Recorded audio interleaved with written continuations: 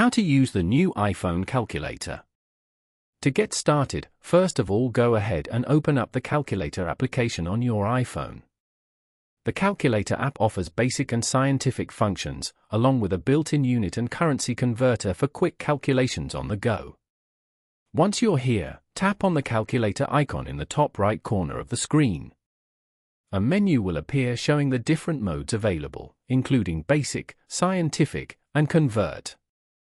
From this menu, tap on Scientific to switch to the scientific calculator. You can now use various scientific functions like logarithms, trigonometry, and much more.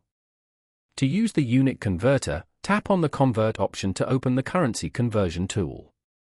You will be taken to the currency converter interface where you can input values.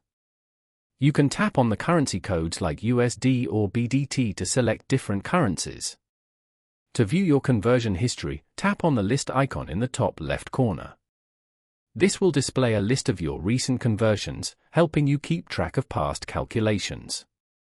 You can scroll through this list to review any previous entries. Following these steps, you can easily use the new iPhone calculator.